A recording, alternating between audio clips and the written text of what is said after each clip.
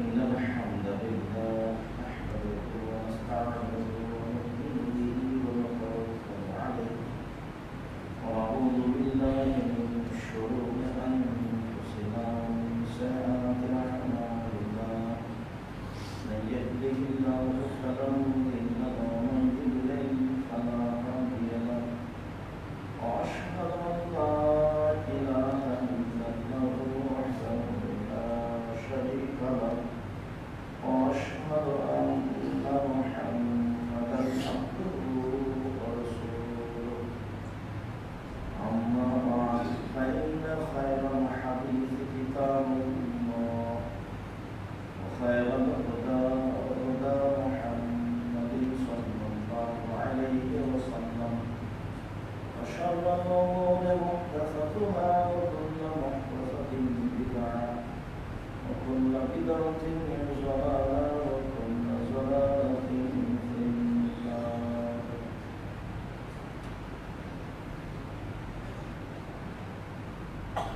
أعوذ بالله من الشيطان الرجيم. يا أيها الذين آمنوا كتب عليكم الصيام كما كتب على الذين من قبلكم لعلكم تتقون.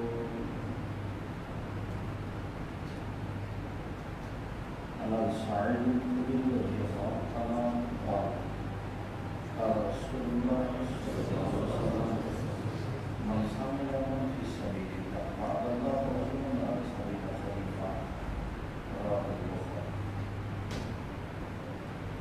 সম্মানিত মসজিদের মুসল্লি প্রশংসা আল্লাহর জন্য, শান্তি অবতীর্ণ আল্লাহ রাসূলের উপর। আজ জুমার খুতবায় সংক্ষিপ্ত সময়ে বক্তব্যের বিষয় শাবান যেহেতু ঘুরতে ঘুরতে কাছে চলে এসেছে, কাজেই আজকের জুমার খুতবায় বক্তব্যের বিষয় নফল সিয়াম। নফল সিয়াম, নফল রোজা সম্পর্কে গুরুত্বপূর্ণ সংক্ষিপ্ত বক্তব্য বিবরণের চেষ্টা করব ইনশাআল্লাহ। সম্মানিত মসজিদের মুসল্লি, আমরা একাধিক দিন বলেছি, তাতে আমরা অবগত আছি যে সিয়াম ও রোজা এক নয়। সিয়াম শব্দের অর্থ হচ্ছে বিরত থাকা, আর রোজা শব্দের অর্থ হচ্ছে উপবাস থাকা। যেমন সালাত এবং নামাজ এক নয়। সালাত শব্দের অর্থ হচ্ছে বিশেষ প্রার্থনা, আর নামাজ শব্দের অর্থ হচ্ছে উপাসনা করা। যেমন জাহান্নাম এবং গজব এক নয়। জাহান্নাম যেখানে সর্বধরনের শাস্তির ব্যবস্থা রয়েছে, আর গজব মানে হলো আগুন। যেমন জান্নাত এবং বেহেশত এক নয়। জান্নাত মানে যেখানে সর্বধরনের সুবিধা শান্তির ব্যবস্থা রয়েছে, আর বেহেশত মানে স্বর্গ, এটা এক নয়। ঠিক আল্লাহ এবং খোদা এক নয়। আল্লাহ তাআলার নাম এটা আল্লাহ জাতি নাম, আগেও ছিল, এখনো আছে, চিরদিন থাকবে। আর খোদা শব্দের অর্থ হলো খোদ মানে নিজের আমলে এসেছে, নিজে নিজে এসেছে। তো কবে এসেছে? যেদিন এসেছে তার আগের দিন ছিলেন না। আরো উল্লেখ্য যে আল্লাহ শব্দটি কোরআনেও আছে, হাদিসেও আছে। খোদা শব্দটি কোরআনেও নেই, হাদিসেও নেই। জান্নাত শব্দটি কোরআনেও আছে, হাদিসেও আছে। বেহেশত শব্দটি কোরআনেও নেই, হাদিসেও নেই। জাহান্নাম শব্দটি কোরআনেও আছে, হাদিসেও আছে। দোজখ শব্দটি কোরআনেও নেই, হাদিসেও নেই। সালাত শব্দটি কোরআনেও আছে, হাদিসেও আছে। নামাজ শব্দটি কোরআনেও নেই, হাদিসেও নেই। সিয়াম শব্দটি কোরআনেও নেই, সিয়াম শব্দটি কোরআনেও আছে, হাদিসেও আছে। রোজা শব্দটি কোরআনেও নেই, হাদিসেও নেই। এমনিতেই চলছে। আপনারা সবাই মিলে জাতীয় দেশে চালাচ্ছে বলে চলছে। কেউ তো শুনলে গরম যে কি দরকার, নামাজ তো চলছে আমাদের, সেটা আমার নামাজ মাঝে সবার বলতে হবে। আলম বলছি, কেন উনি বলছে আমি নিজে বুঝি না যে কেন উনি বলছেন। উনি তো এটা বলতে পারেন। আচ্ছা যাক, আমরা বলতে পারি না, কেউ তো বলছে, তো ভালোটাই বলছে। নামাজ বাদ দিয়ে যদি আমরা সালাম বলি, তা আল্লাহ বলাটাও বললাম, নবীর বলাটাও বললাম, তো অপরাধ হলো কোথায়? আর যদি নামাজ বলি তো নবীরটাও হলো না, আল্লাহটাও হলো না। ওই শব্দটা আল্লাহ বলেননি, নবীও বলেন। তবু হুজুরেরও রাগ কমে না, আপনাদের অনেকেই কমে না। কেন যে এরকম? তবে এভাবে চলে আসছে যুগ যুগ ধরে, সেই কারণে আজও হচ্ছে। একদিন এটা নিয়ে এ সমাজে আমার উপরে খুব কঠোরতা হতো সামাজিক ভাবে। এখন আর সামাজিক কথা হয় না। তবে এক সময় সর্বস্তরের মানুষ, প্রশাসনিক মানুষ হয়তো এটা দেখতো না। এখন সবাই মিলে দেখা প্রয়োজন মনে করছে। দেখ সবাই করলেও সবাই তো জানতে পারছে। আমি তো বলেছি, এখনো বলছি, আল্লাহর কসম, আল্লাহর কসম, আল্লাহর কসম। 90 সাল থেকে এখন পর্যন্ত আমি অপ্রয়োজনীয় বাক্য বলি। 90 সাল থেকে এখন পর্যন্ত আমি কোনোদিন কেসা কাহিনী করেছি, কোনো দিন বলিনি। যদি আমি কোনো কেসা কাহিনী বলেছি তাহলে মিথ্যাটা দেখানোর জন্য বলছি, যে এই দেখেন এটা হলো মিথ্যা কাহিনী, এটা সত্য। এই ব্যাপারে আমি বইও জাতির সামনে দিয়েছি, তাফসীর কি মিথ্যা হতে পারে? মানে ওই বইয়ে যা তাফসীর আছে সবই মিথ্যা। আপনি যদি এখন না পড়েন তা আমি লিখে কতটুকু আগালাম। আপনি যদি বলেন যে আপনি লিখেছেন, আপনি পড়েন, আসলে তো সমাজ ভর্তি আছে বইয়ের নাম কি করবে কি হয়, এটার নাম সর্বত চলছে, কেউ কিছু বলে না। মুরশিদুল মুমিনিন কত যে মিথ্যা, ভিত্তি মিথ্যা বললে সমস্যা হবে না। সম্মানিত দিনী ভাই বোন, আমাদের আজকে সংক্ষিপ্ত আলোচনা নফল সিয়াম। সিয়াম শব্দের আবিধানিক অর্থ হচ্ছে বিরত থাকা। শরীয়তের পরিভাষায় ফজরের আযান থেকে নিয়ে সূর্য ডোবা পর্যন্ত খাওয়া পান করা, স্ত্রী মিলন, যাবতীয় অপছন্দ কথা ও কর্ম থেকে বিরত থাকার নাম সিয়াম। এ ব্যাপারে আল্লাহ তাআলা বলেন, ইয়া আইয়ুহাল্লাযীনা আমানু কুতিবা আলাইকুমুস সিয়াম কামা কুতিবা আলাল্লাযীনা মিন ক্বাবলিকুম লাআল্লাকুম তাত্তাকুন। পৃথিবীর বিশ্বাসী ঈমানদারগণ, পুরুষ নারী, মনে রেখো, তোমাদের উপরে সিয়ামকে ফরজ করা হয়েছে, যেমনভাবে তোমাদের পূর্বের মানুষের প্রতি সিয়ামকে ফরজ করা হয়েছিল, যাতে করে তোমরা পরেজগার হতে পারো। আলোচনার শেষে, অপরাধের শেষে আল্লাহ তাআলা বলেছেন মানুষ সিয়ামের মাধ্যমে পরেজগার হতে পারে। এই কথা আল্লাহ তাআলা বলেন, সিয়ামের মাধ্যমে মানুষ পরেজগার হতে পারে, এই কথা আল্লাহ তাআলা বলেন। অবশ্য পরহেজগারের বিষয়টি আল্লাহ অনেক জায়গাতে বলেছেন, কিন্তু আরেক জায়গাতে এভাবে বলেছেন, সারিউলা মাগফিরাতুম মিন রাব্বিকুম ওয়া জান্নাতুন আরদুহাস সামাওয়াতু ওয়াল আরদ। পৃথিবীর মানুষ, তোমরা দৌড়াও দৌড়াও দৌড়াও, তোমাদের প্রতিপালকের ক্ষমার দিকে দৌড়াও। দৌড়াও তো কোথায় আছে ক্ষমা? খুঁজে বের করো, ছুটে যাও, যেখানে ক্ষমা আছে সেখানে ছুটে যাও। আর ছুটে যাও জান্নাতের দিকে, যার ব্যবধান হচ্ছে আসমান জমিনের ব্যবধান। আসমান জমিনের ফাঁকা যত, জান্নাতের উঁচুতা তত, বা আপনার বিছানের উঁচুটা তত। তো আব্দুর রাজ্জাক সাহেব, আমার বিছানাটা যদি জান্নাতে এত উঁচু হয় তাহলে বসবো কী করে? তো ওটা জান্নাত নিজের মনের উপরে চলে। মা তাস্তাহি আনফুসুকুম, তোমার আত্মা যেটা চায় জান্নাত সেটা। যেভাবে তোমার মন চাইবে বিছানায় কাঁথা সেভাবে হবে। নাফস চলে জান্নাতে, মন যেটা জান্নাত সেটা। মনে যা বলে জান্নাত সেটা। সম্মানিত মসজিদের মুসল্লি, এই আয়াতে আল্লাহ তাআলা বলছেন উইদ্দাত লিল মুত্তাকিন, আমি এই জান্নাতটা প্রস্তুত করেছি পরহেজগার মানুষের জন্য। কথার মধ্যে কথা এসেছে যে সিয়াম পালন করলে মানুষ পরহেজগার হতে পারে। তো আমি আপনাকে আর একটা কথা দেখাচ্ছিলাম যে আল্লাহ বলছেন আমি জান্নাত প্রস্তুত করেছি পরহেজগার মানুষের জন্য। তখন তিনি এইটা নিয়ে আসেননি, অন্য তিনটে নিয়ে এসেছেন।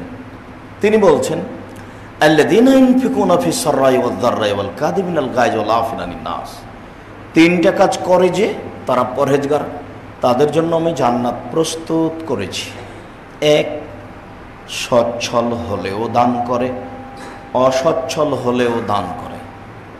দানের হাতটা সব সময় রাখে। যা উপার্জন করে হিসাব করে করে প্রতি মাসে খেয়াল করে করে জেনে বুঝে দান করেই। জমি জায়গা থেকে হোক, বাড়িঘর ভাড়া দিয়ে হোক, ব্যবসা বাণিজ্য করে হোক, যেইভাবেই হোক না কেন, পয়সা যখন আসে তখন তাতে থেকে কিছু দান করে। বেশি আসলে বেশি করে, কম আসলে কম করে। আমি তাদের জন্য এই জান্নাত প্রস্তুত করেছি, তারাই পরহেজগার মানুষ। দুই, আল কাযিমিনাল গায়জ, যে রাগকে থামাতে পারে, রাগকে দমাতে পারে। রাগ করে দলীয় ক্ষমতা দেখায় না। বহুদিন আপনাদেরকে আমি বলেছি পর কম করে রাখেন, কণ্ঠ নিচুই হোক। বহুদিন বলেছি আমি যে ক্ষমতা দেখাবেন না, জান্নাত হবে। আল্লাহ নবী বলছেন 6টা কাজ করো, জান্নাত আমি নিয়ে দেব। কিভাবে নিয়ে দেবো সেটা আমার ব্যাপার। তার একটা হলো ক্ষমতা দেখায়ও না, নত হও, জান্নাত আমি নিয়ে দেব। কিভাবে নিয়ে দেবো সেটা আমার ব্যাপার। ক্ষমতা দেখিয়ে মানুষের ক্ষতি করো না, ক্ষমতা দেখিয়ে মানুষকে জেলে দিও না। আহাল পরিবার জেলের দরজায় দাঁড়িয়ে আছে, হাজারো হাজার মানুষ জেলে আছে, নিজেই জানে না ও জেলে কেন। মনে করছেন এর বিচার হবে না? আপনি সহজ মনে করছেন? আপনি আহাল পরিবার নিয়ে শান্তিতে থাকেন, আর তার স্বামী জেলে থাকে, আহাল পরিবার জেলের দরজায় কান্নাকাটি করে। এ কি সহজ ব্যাপার নাকি? যে জেলে আছে সে নিজেও জানে না আমি জেলে কেনে। পৃথিবী অত সহজ? পৃথিবী ভোগ ফেরাউনও করেছে, তারপরেও তাকে যেতে হয়েছে। যারা এভাবে পৃথিবী ভোগ করছে জোর জুলুম করে, তারা একদিন যাবে, বিচার একদিন হবে। কোরআন মাজিদের শত জগতে আল্লাহ বলছেন আমি আসলে বলে দিয়েছি তো বিচার একদিন হবে, নইলে তো আমি রোজ বিচার করে রোজ থেতলে দিতাম। আমার কাছে তো এটা কোনো ব্যাপার নয়, কিন্তু আসলে আমি নিজে বলে দিয়েছি যে বিচার একদিন করব। মাঝে মধ্যে সাময়িক বিচার আমি করে থাকি, সাময়িক কিছু কিছু করব, তবে আমি সাধারণত বিচার করি না। বিচারে একদিন করব সেই জন্য রেখে দিয়েছি। এর অর্থ এই নয় যে তুমি সুযোগ পেয়ে জুলুম করবে। জালেমের বিচার পরে হবে, কত দিন পরে বিচার হবে সে নিজেও জানে না। বহুদিন বলেছি আপনাকে যে আপনাকে যদি 3 দিন হাঁটতে বলে জমিটা কাঁধে করে, তাহলে সময় হলো 1.5 লক্ষ বছর। তখন একদিন সময় হলো 50,000 বছর। আপনার বিচার কবে হবে? আল্লাহ তাআলা বলছেন যে হাত্তা ইউজান নাস, মানুষের যখন বিচার সব শেষ হয়ে যাবে তখন আমি জালেমের বিচার করব। জালেমকে যে জুলুম করে জোর করে কাজ করে, জোর করে এক জমি 7 বার বিক্রি করে, জোর করে দোকান দখল করে, জোর করে জেল হাজতে দেয়, জোর করে পিটিয়ে দেয়, জোর করে গাড়িটা নিয়ে নেয়, ক্ষমতা দেখে যেটা কাজ করে সেটাই জুলুম। তো এটার বিচার হবে তো বিচার তো আর রোজ হয় না, যার কারণে আমি আর আপনি দেখতে পাই না। আর বিচার রোজ হবে না, এই কথা আল্লাহ বলছেন, যাতে করে জালেম সুযোগ পায় যে আমার জুলুম চলতেই থাক, তখন ও মনে করে যে আমার তো আর কিছু হয় না। সম্মানিত দিনী ভাই বোন, জালেমের বিচার পরে হবে এবং তা খুব কঠিন হবে। যেদিন আল্লাহ তাকে ধরবেন সেদিন বুঝতে পারবেন ধরা কাকে বলে। উনি নিজেই বলছেন আমার ধরা বড় কঠিন। আমি সুযোগ দিয়েছি এই কথার অর্থ নয় যে আমি ধরবো না, আমার ধরা বড় কঠিন। কিন্তু কবে ধরবেন? আমি আর আপনি নিঃস্ব হতে হতে বাড়িঘর জমি জায়গা সব হারিয়ে দিলাম, বউ গেল গাছের নিচে, আমি গেলাম জেলে, তারপরে বুঝলাম না যে জালেমকে আর মাজলুমকে। এরকমই পৃথিবী ইংরেজদের যুগে এরকমই হয়েছে, হাজারো নবীর যুগে এরকমই হয়েছে, কোনো পথ থাকে না। আর আপনাকে আমি বহুদিন দেখিয়েছি যে জুলুম করিয়েন না, ফলাফল কিন্তু খুব কঠিন। নিরুপায় এসে গেলে ঠেকানো যায় না। কে দেখে না খুলনার অঘোষিত সম্রাট এরশাদ শিকদার, যেদিন মানুষ বেকায়দায় পড়ে সেদিন তার সাথে কেউ থাকে না। জুলুম করা থেকে বেঁচে থাকতে হবে, ঘরেরই নিদর্শন আছে এরশাদ শিকদার। ক্ষমতা দেখে কাজ করতে হয় না। নমুনা পুনর রয়েছে আপনার চোখের সামনে, প্রেসিডেন্ট সাদ্দাম রাতে রাতে দেশ দখল। সেদিনের সকালবেলায় আরবি ভাষায় ভাষণ দিয়েছিলেন, কুয়েত ইরাকের অনিশতম প্রদেশ।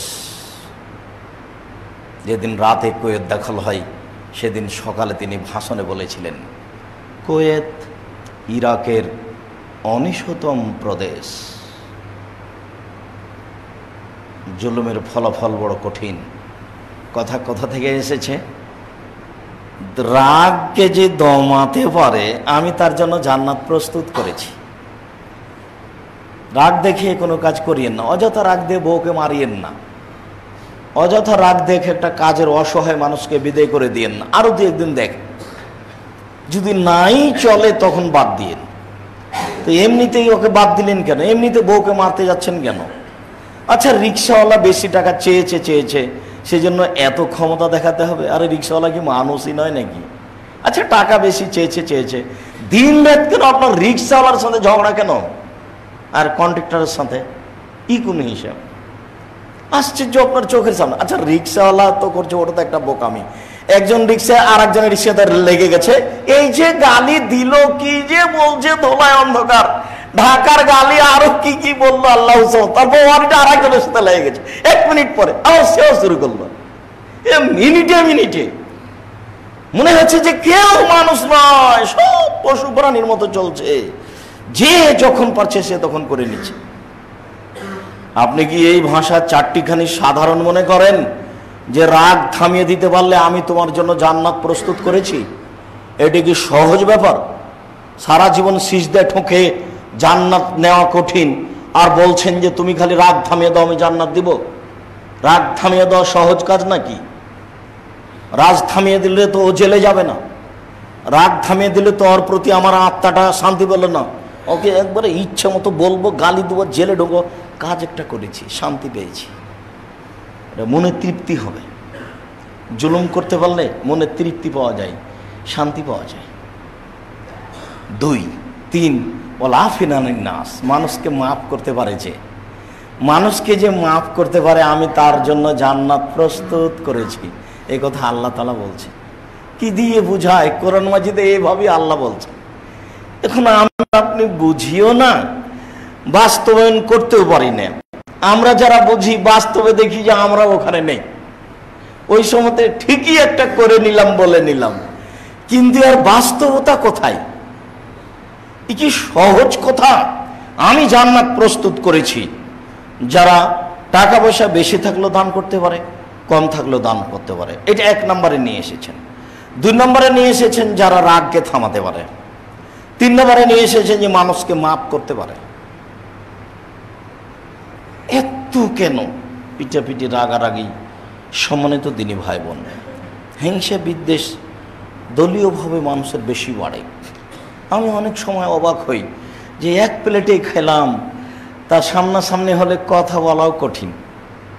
আশ্চর্য দুনিয়া, অবাক কথা। কি যে হলো, কদিন থেকে আর কথা হয় না। ভাব মনে হয়েছে যে কথা হওয়াও কঠিন।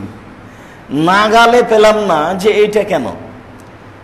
আমি নিজে চেষ্টার অভাব করছি তা আমার মনে হয় না, আর কারোর সাথে রাগ করে চলতে হবে এটা আমি নিজে বুঝতেও পারি না, কিন্তু খুব একটা যে আগাতে পারছি সেটাও আমার মনে বলে না। আল্লাহ ভালো জানে কোথায় তার সমাধা। আল্লাহ তুমি সর্বশক্তিমান, মানুষ হিসাবে যদি কোথাও ভুল ত্রুটি থাকে তাহলে তুমি মাফ করো, আর যেসব কিছু দাবি দেওয়া তোমার কাছে করছি সেটা তুমি পূরণ করো। আমি ব্যক্তিগত হিসেবে আমার কোনো স্বার্থ আছে এটা আমি বুঝতে পারি না, তবে মানুষ এই হিসাবে কোথাও স্বার্থ থাকতেও পারে, তবে আমি আসলে এটা ধরতে পারি না। আর আমি কোরআন হাদিস বলার সম্বন্ধে কোনো ঘাটতি রেখে বলি এটা আমার মনে হয় না। আমি শুনে আসি, আমি আপনার উপরে দোষ চাবে না, আল্লাহ তুমি আমাকে মাফ করো। আলেম ওলামা পুরাতন ঢাকা আহলে হাদিস দিয়ে ঘেরা, তো পুরাতন ঢাকার মসজিদে যারা খুতবা দেন তারা অনেকে সংকোচ বোধ করেন বলে আমি শুনি, যে কি যে বলি, কি যে বললে আবার খুতবা দিতে দেয় কি না, এরকম একটা ভীতি বিরাজ করে বলে অনেকের মুখে শুনি। কিন্তু আমি দীর্ঘদিন থেকে খুতবা দিচ্ছি, আমার এটা অন্তরে কোনো সময় বলছে এটা কই দেখি না তো। আর আমাকে কেউ কোনোদিন চাপ দিয়ে বলেও নি যে আপনারা হিসাবে এ বিষয়ে খুতবা দিবেন না, কেউ আমাকে বলেনি। আর কোনো সময় আমি ইতস্তবোধ করে খুতবা দিচ্ছি এটা আমার মনে বলে না। আমি যেভাবে কোরআন হাদিস বলি সেভাবে বলে আসছি, আর আল্লাহকে বলছি যে আমাদের দিয়ে যদি খিদমত হয় তাহলে তুমি আমাদের কবুল করো, আমরা যেন খিদমত জাতির সামনে করতে পারি, সে যে সমস্যায় আসুক না কেন, সরকারি সমস্যা হোক বা সামাজিক সমস্যা হোক। আর যদি আমাদের দিয়ে না হয় তাহলে তুমি সর্বশক্তিমান, তাহলে তুমি ইমামের মানুষ নিয়ে আসো যারা জাতির সামনে কথা বলতে পারবে। হয় এটা করো, আমাদেরকে জাতির সামনে গ্রহণ করো, আর না হলে আমাদের দিয়ে যদি না চলে তো যাদের দিয়ে চলবে তাদের নিয়ে আসো। তুমি তো সব কিছু করতে পারো, ইন্নাকা আলা কুল্লি শাইইন কাদির, তুমি সর্বশক্তিমান। তুমি আদ সামুদকে ধ্বংস করে দিয়েছো, দিয়ে নিজেকে দেখাচ্ছ আমি আজিজ, আমি পরাক্রমশালী, আমি হাকিম, আমি জ্ঞানী, কখন কাকে কিভাবে ধ্বংস করতে হবে সেটা আমি জানি, আমি আলিম, কে কিভাবে আমি সেটা জানি। হ্যাঁ তুমি সর্বশক্তিমান, তুমি আজিজ পরাক্রমশালী, হ্যাঁ তুমি হাকিম, কিভাবে ধ্বংস করা লাগে সেটা তুমি বুঝো, আলিম কাকে ধ্বংস করতে হবে কখন সেটা তুমি বুঝো। তোমাকে আলিম বলেও জানি, তোমাকে হাকিম বলেও জানি, তোমাকে আজিজ বলেও জানি, তোমাকে পরাক্রমশালী শক্তিশালী বলে জানি। তোমার শক্তির সামনে কেউ টিকতে পারবে না এটাও বিশ্বাস করি।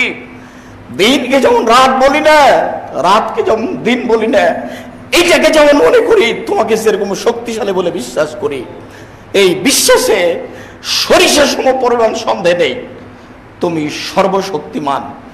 জুমার খুতবার সময়ে তোমাকে সর্বশক্তিমান বলে বলছি, যদি আমাদের দিয়ে চলে তাহলে তুমি কবুল করো, আর আমাদের দিয়ে যদি না চলে তাহলে তুমি এমন মানুষ নিয়ে এসো যাদের দিয়ে তোমার দিন প্রচার হবে, তুমি আমাদের দাবি কবুল করো। আল্লাহুম্মা আমিন।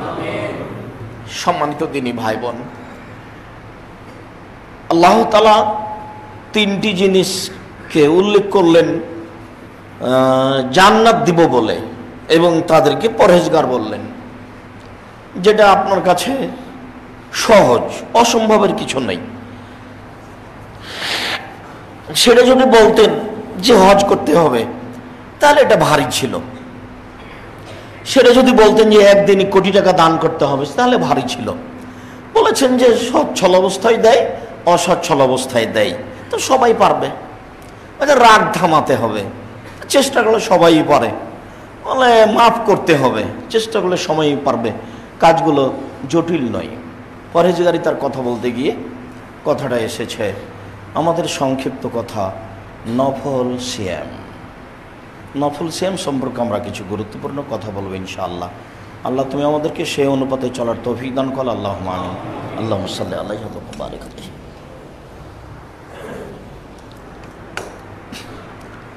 আলহামদুলিল্লাহ ওয়াহদা ওয়াসসালাতু ওয়াসসালামু আলা মান লা নাবিয়্যা বা'দা। ইবাদতের জগতে সবচেয়ে দামি ইবাদত সিয়াম, একাধিক দিন বলেছি। তবে আল্লাহকে ডাকার সবচেয়ে বড় মাধ্যম হলো সালাত। অবশ্য সবচেয়ে ক্ষমতাধর পাওয়ারফুল ইবাদত হলো দান। দান যত শক্তিশালী ইবাদত, ইবাদতের জগতে এত শক্তিশালী ইবাদত কোনোটাই নয়। আল্লাহ নবী বলছেন, ইন্না সাদকাতা তুতফিউল খাতিয়াতা কামা ইউতফিউল মাউন নারা। পানি যেমন আগুনকে নিভাতে পারে, দান তেমন পাপকে মেটাতে পারে। এরকম কথা অন্য ইবাদতের জন্য বলেননি। ইন্না সাদকাতা লা তুতফি হারাল কবরে, দান কবরের শাস্তিকে বন্ধ করে দিতে পারে। আল্লাহ রাসূল বলছেন, ইন্না সাদকাতা সিররে তুতফি গাজাবার রাব্বে, গোপন দান আল্লাহর রাগকে মিটিয়ে দিতে পারে। আল্লাহ রাসূল বলছেন, না সাদকাত বুরহান, দান হলো দলিল। বহুদিন বলেছি এই বাড়ি আমার, প্রমাণে যে আমার কাছে দলিল আছে, এই জমি আমার, প্রমাণে যে আমার কাছে দলিল আছে। বিচারের মাঠে বলবো আমি জান্নাত পাবো। আল্লাহ যদি আমাকে বলেন কেন, আমি বলবো আমার কাছে দলিল আছে, আমি এমনি এই কথা বলিনি। সেটা হলো দান। অন্য কোনো জিনিস বিচারের মাঠে এত শক্তিশালী হয়ে দাঁড়াবে না। দান যত শক্তিশালী, পাওয়ারফুল, ক্ষমতাধর ইবাদত। যদিও আল্লাহকে সন্তুষ্ট করার সবচেয়ে বড় মাধ্যম হলো আল্লাহর ভয়ে এক ফোঁটা চোখের পানি। আল্লাহর ভয়ে এক ফোঁটা চোখের পানি দিয়ে খুব খুশি করা যায়। তবে শক্তিধর ইবাদত হলো দান। সালাত আল্লাহকে ডাকার সবচেয়ে বড় মাধ্যম। সালাত আদায় করলে খালি ডাকা, খালি ডাকা, খালি ডাকা, এই করে দাও, সেই করে দাও, এই করে দাও, সেই করে দাও, ক্ষমা করে দাও, জান্নাত দাও, খেতে দাও, এই শুধু এই দিয়ে সালাত ভরা। আর সিয়ামে কিছু নেই, খালি না খাওয়া। এটাই হলো ইবাদতের জগতের সবচেয়ে দামি ইবাদত। উমামা বাহিলি রাদিয়াল্লাহু তাআলা আনহু বলছেন, আমি আল্লাহর নবীকে বললাম, মুরনি আলা আমালিনা জামিল তো দাখালতুল জান্নাহ। আল্লাহর নবী আমাকে একটা আমলের কথা বলেন তো আল্লাহর নবী, যেটা করলে আমি জান্নাতে চলে যাব। তখন আল্লাহ রাসূল বলছেন, ওমামা আলাইকা বিসসাম ফাইনাহুল্লাহ মিসলাহু। ওমামা তুমি সিয়াম পালন করো। ইবাদতের জগতে সিয়ামের দৃষ্টান্ত কোনো ইবাদত নেই। দুনিয়ার কোনো ইবাদতকে বলা যাবে না যে এইটা হলো সিয়ামের মতো, এটা হলো সিয়াম, রোজা। কোন ইবাদত, হজ সিয়ামের মতো এটা বলা যাবে না। দান সিয়ামের মতো এটা বলা যাবে না। সালাত নামাজ সিয়ামের মতো এটা বলা যাবে না। মানে ওর মতো কোনো ইবাদতই নেই, এই কথা আল্লাহর নবী বলেন। তিনি বলেন, ওমামা আলাইকা বিসসাম ফাইনাল্লাহ ইদলালাহু। ওমামা তুমি সিয়াম পালন করো। ইবাদতের জগতে সিয়ামের সমপর্যায়ের কোনো ইবাদত নেই। কেউ কিয়ামত পর্যন্ত বলতে পারবে না, এই দেখেন, এই দেখেন, এই ইবাদতটা হলো সিয়ামের সমান। সবটাকে এভাবে দেখাতে হবে।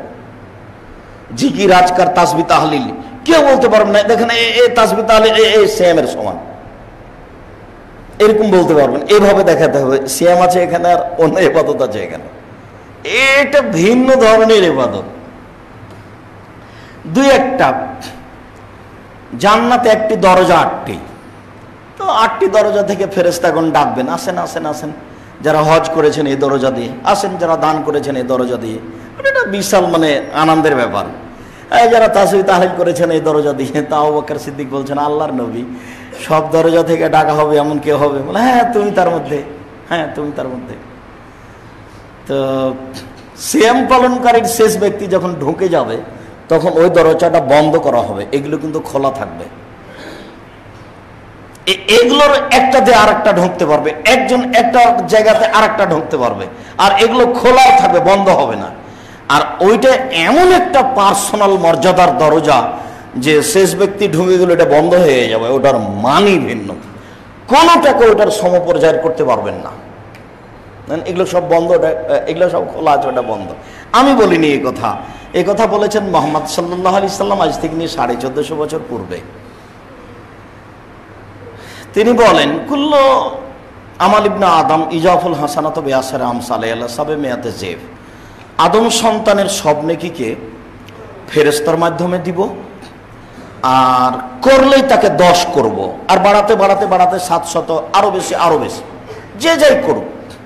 কে যদি 1 টাকা দান করে, ফেরেশতা শোনো, ওটা 10 লিখো, বাড়াও 700, আরো আরো বাড়াতে থাকো। হজ করেছে, ফেরেশতা শোনো, হজ করেছে, ওটা বাড়াও 700 করো, আরো করো, করো বেশি করে দাও। শোনো, জিকির আজকার করেছে, ওটা বাড়াও, করো, বেশি করতে থাকো, করো, বেশি করে দাও তোমরা। আল্লাহ তাআলা বলছেন, ইল্লা সাম, তবে সিয়াম ফাইনালি ওয়ানা আজিজি বিহি, সিয়াম আমার ব্যাপার, প্রতিদান আমি দেব। তখন আর কোনো নেকি থাকলো না, তখন আর কোনো লেখালেখি থাকলো না, এর কোনো নেকি লিখাই হয় না। এক আশ্চর্য ইবাদত। মানুষ কেন যে করতে চায় না, মানুষ যে কেন একটু বুঝে না, খালি খাওয়ার তালে থাকে, এত খালে হয় কেন একটু বুঝেন না। আর রমজান মাস আসলে অত ইফতারি করেন কেন? একটু কম করে করবেন। কেউ কৃপণ বলবে নাকি? আচ্ছা বললে বলুক, সবকিছু হিসাব করতে হবে। মানুষ যে কেন বুঝে না, আপনাকে আমি কি দিয়ে বুঝাই? সিয়াম এক আশ্চর্য ইবাদত, ওর কোনো নেকি এরকম নেই, ওটা কাউকে লিখতেও দিবেন না। তো ওটা তাহলে আর সমান হলো, তার সমান আর কোনো ইবাদত হয়? আল্লাহ বলছেন ওটা আমার ব্যাপার, ওটা আমার ব্যাপার, ওটা আমি দিব। কি দিবেন? জান্নাত দিবেন। ওর কোনো 2, 4, 5 নেকি নেই, 2, 4, 5, 10, 50 কোনো নেকি নেই, এরকম কোনো হিসাব নেই। আল্লাহ রাসূল কখনো বলেননি যে সিয়ামের 2, 4, 5, 10 নেকি আছে, সেটা আমি দিব, নেকিটা আমি দিব, বা কাউকে লিখতে বলবে, এই কথা বলেননি। সেটা সিয়াম আমার ব্যাপার, প্রতিদান আমি দিব। সিয়াম আমার ব্যাপার, প্রতিদান আমি দিব। তাহলে কোন ইবাদতের সাথে একে মিলাতে পারবেন? ইবাদতের জগতের সবচেয়ে দামি ভিন্ন ধরনের ব্যতিক্রম ইবাদত হলো সিয়াম, নফল সিয়াম। রাসূল সাল্লাল্লাহু আলাইহি ওয়াসাল্লাম বলেন, আফজালুস সিয়ামে বাদা রমাজান শাহরুল্লাহিল মুহররম। ফরজ রমাজানের সিয়ামের পরে সবচেয়ে গুরুত্বপূর্ণ দামি সিয়াম হলো মুহররমের সিয়াম, 2 দিন। মুহাম্মদ সাল্লাল্লাহু আলাইহি ওয়াসাল্লাম 4টে জিনিস কখনো ছাড়তেন না। হাফসা রাদিয়াল্লাহু তাআলা আনহা বলেন, আল্লাহ নবী কখনো 4টে জিনিস ছাড়তেন না। 1 মুহররমের সিয়াম, 2 যুলহিজ্জার 1 থেকে 9 তারিখ সিয়াম, 3 প্রত্যেক মাসে 3টি সিয়াম, 4 ফজরের 2 রাকাত সুন্নাত। মনে থাকবে কি না? সিরিয়াল 3টে সিয়াম, 1 মুহররমের সিয়াম, 2 যুলহিজ্জার 1 থেকে 9টি সিয়াম, 3 প্রত্যেক মাসে 13, 14, 15 3টি সিয়াম, 4 ফজরের 2 রাকাত সুন্নাত। বাড়ির দিকে যাবেন, তখন বলতে বলতে যাবেন, বাড়িতে খেতে বসে আহল পরিবারের সামনে বলবেন, আচ্ছা আব্দুর রাজ্জাক সাহেব বললেন 3টে জিনিস আল্লাহ নবী কখনো ছাড়তেন না, সে 3টে 4টে কি আব্বু? কি যে ও এই যে ও আচ্ছা আচ্ছা হ্যাঁ এই যে এই 4টে এই 4টে এই 4টে, একটু বলে দেখেন, চেষ্টা করে কত দূরে আগাতে পারি। যখন আল্লাহ রাসূল মদিনায় আসলেন, তখন দেখলেন মদিনার লোকেরা সিয়াম থাকে মুহররমের 10 তারিখে। তখন বললেন, কেন তোমরা সিয়াম থাকো?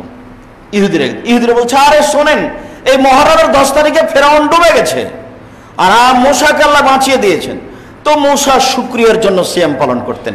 তখন আল্লাহ নবী বলছেন, শোনেন শোনেন, আনা আলা হাক্কা মিনকুম, আমি তোমাদের চেয়ে বেশি হক রাখি মূসার সুন্নাত পালন করার ব্যাপারে, আমি তোমাদের চেয়ে বেশি অধিকার রাখি মূসার এই সুন্নাত বাস্তবায়ন করার ব্যাপারে। আমিও মুহররমের 10 তারিখে সিয়াম থাকবো, সাহাবীগণ তোমরা থাকো। বলার সাথে সাথে সাহাবীগণ বলে, হ্যাঁ আপনি জানেন, ইন্নাহু ইয়াউমুন আযীম, এটা ইহুদিদের একটা বড় দিন, এইটা ওরা বড় দিন বলে মনে করে, আর আপনি দিনরাত বলছেন ওদের বিরোধিতা করতে হবে। আমরা মুহররমের 10 তারিখে সিয়াম থাকবো, মানে মুহররমের 10 তারিখ ওদের বড় দিন, আমরা কেন মুহররমের 10 তারিখে সিয়াম থাকবো? আপনি দিনরাত বলছেন ইহুদি খ্রিস্টানের বিরোধিতা করতে হবে। আচ্ছা আচ্ছা আচ্ছা ঠিক আছে, লাইন বাকিতু আস-সালাতা সালিস কাবিলা, আমি যদি সামনে বছর বেঁচে থাকি লা সুমান্না তাসিয়া, তাহলে মুহররমের 9 তারিখও সিয়াম থাকবো। 9 তারিখ হবে বিরোধিতা আর 10 তারিখ হবে শুকরিয়া। এই জন্য মুহররমে 2টা হয়ে গেছে। এখন বুঝতে পারছেন কিনা?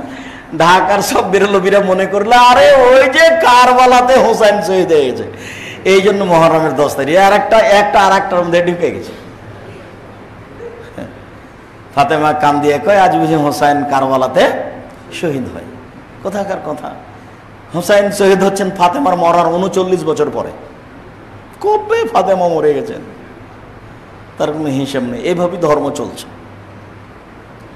তো মুহররমের 10 তারিখের সাথে কারবালার শহীদের সাথে এদের কোনো সম্পর্ক নাই। এটা হলো ফেরাউন ডুবে গেছে, মুসাকে বাঁচিয়ে দিয়েছেন আল্লাহ। মুসা বলছেন আমি এই দিনে সিয়াম থাকবো তোমার শুকরিয়া আদায়ের জন্য। তো আমাদের নবী জানতে পারলেন তো আমিও থাকবো। তখন সাহাবীগণ বলছেন বলেন কি এটা ইহুদিদের সুন্নাত। আচ্ছা ঠিক আছে, আমি বেঁচে থাকলে সামনের বছর 9 তারিখ থাকবো, এটা হবে বিরোধিতা, আর 10 তারিখ হবে শুকরিয়া। তাই হলো মুহররমের 2 দিন। আল্লাহ রাসূল বলছেন আমি আশাবাদী মুহররমের যদি মানুষ 2 দিন সিয়াম থাকে অতীতের 1 বছরের পাপ ক্ষমা হবে। তিনি বলেন ওয়াতাসিবু আলাল্লাহি ইয়াউমা আরাফা, আরাফার যদি 1 দিন সিয়াম থাকে তাহলে আগে পরে 2 বছরের পাপ ক্ষমা হবে। তিনি বলেন প্রত্যেক মাসে যদি 3 দিন সিয়াম থাকে তাহলে সারা বছর সিয়াম পালন করলে জানে কি হয় তাই হবে। 1 মুহররমের 2 দিন বিগত 1 বছর, 2 আরাফার 1 দিন আগে পরে 2 বছর, সব পাপ ক্ষমা। 3 প্রতি মাসে 3 দিন, তাহলে সারা বছর সিয়াম।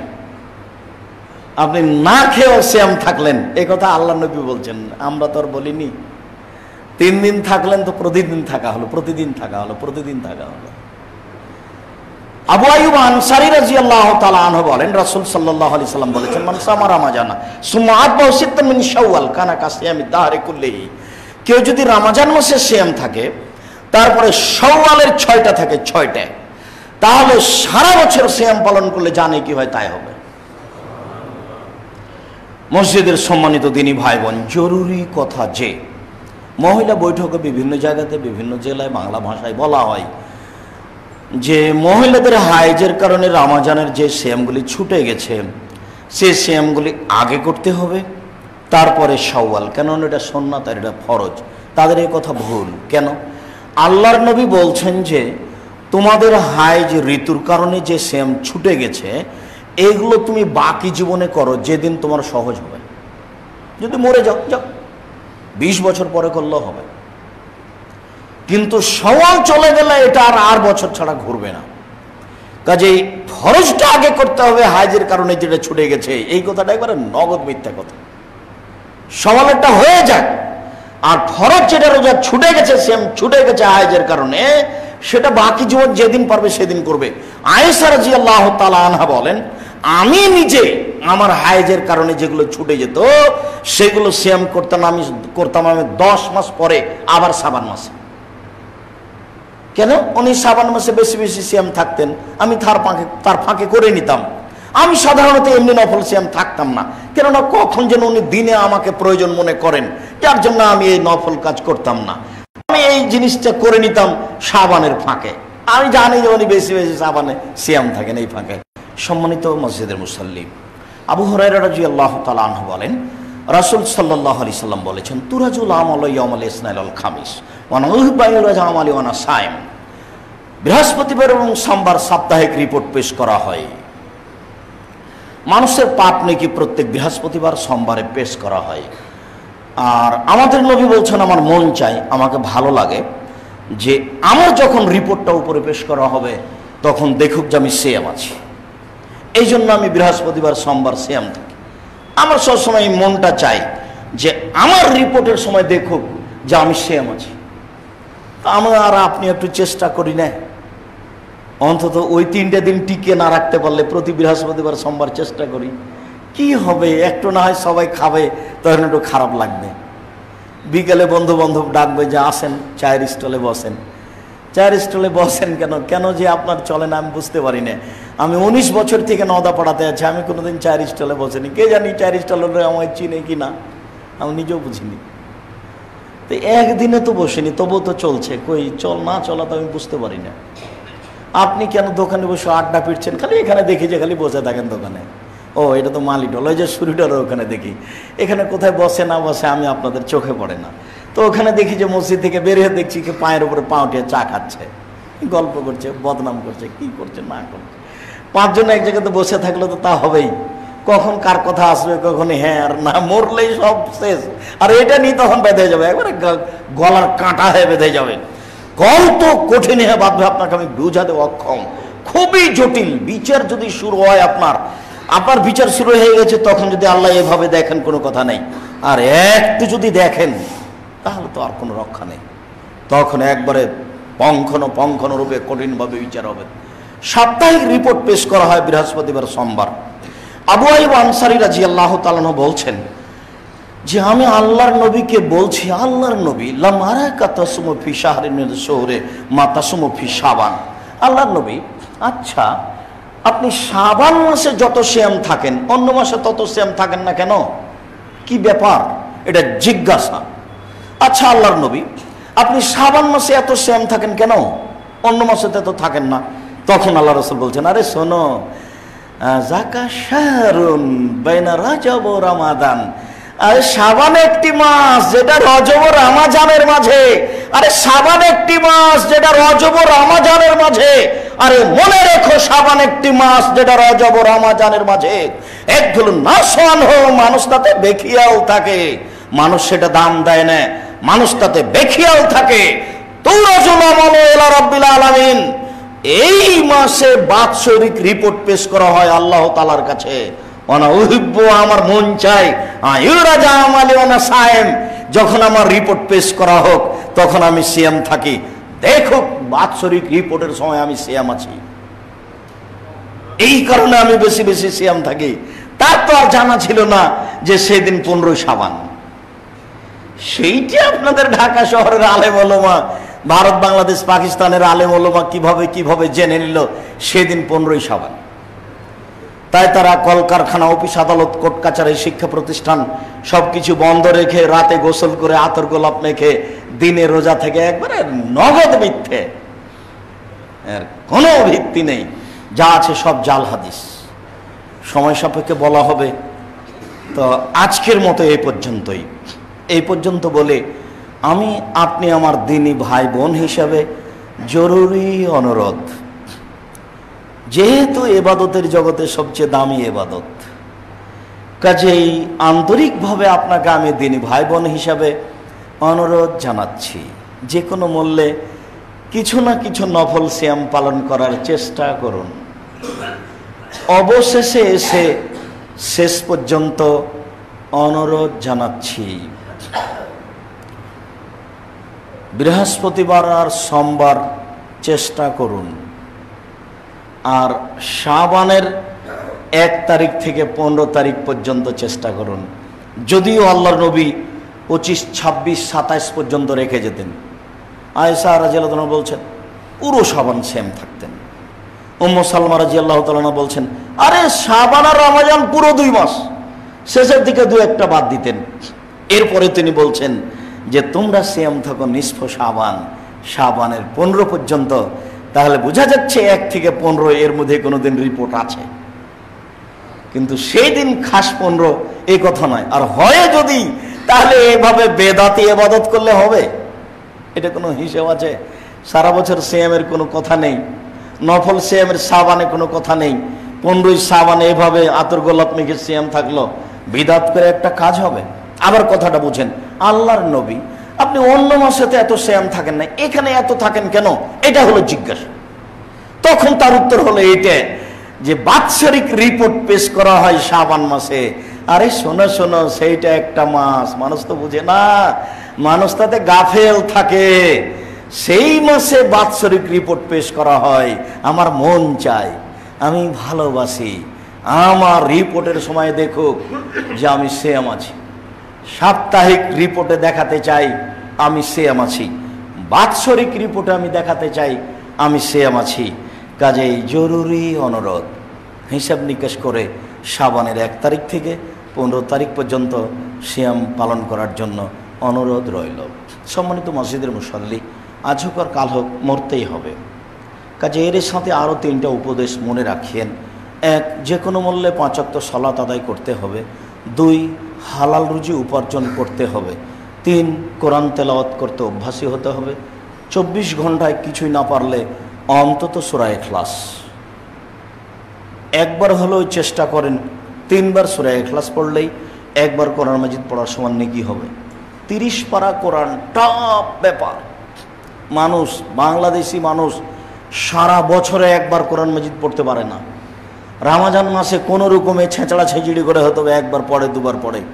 সেখানে 1 মিনিটে একবার কোরআন, 1 মিনিটে একবার কোরআন, 1 মিনিটে সূরা ইখলাস 3 বার পড়লাম, আমি একবার কোরআন মাজিদ পড়ে ফেলে দিলাম। আরে নেকি লুটে নেন না, তার কি অভাব আছে নাকি? তো নেকি তো কেউ লুটে নেয় না, কেউ মনে করে না, কেউ দামও দেয় না। হাদিস তো বুখারী মুসলিম, কিন্তু আপনি দাম না দিলে হবে? কেউ কি আপনাকে পড়ে দিবে? নিজের নিজে করা লাগবে। তুই কি কোনো মাঝহাব মানেন যে কাউকে দিয়ে পড়ে নিলেন, নেকি বাপের কবরে বক্সিয়ে দিলেন? এটা তো হবে না, কেউ করে দিবে না। যারা মনে করেছে যে কেউ করে দেয় তারা ভুল বুঝেছে। আল্লাহ আমাদের যারা মারা গেছে তুমি তাদের কবরের শাস্তি মাফ করো। এই মসজিদের সাথে, এই সামাজিক কাজের সাথে আমাদের আত্মীয় স্বজন, বাপ চাচা তারা অনেকেই জড়িত ছিল। তাদের কোনো ভুল ত্রুটি থাকলে তুমি মাফ করো। তুমি তাদের কবরকে প্রশস্ত করো, তুমি তাদের কবরকে আলোকিত করো। আমরা যারা বাড়িতে ও হাসপাতালে অসুস্থ আছি তুমি তাদের আরোগ্য দান করো।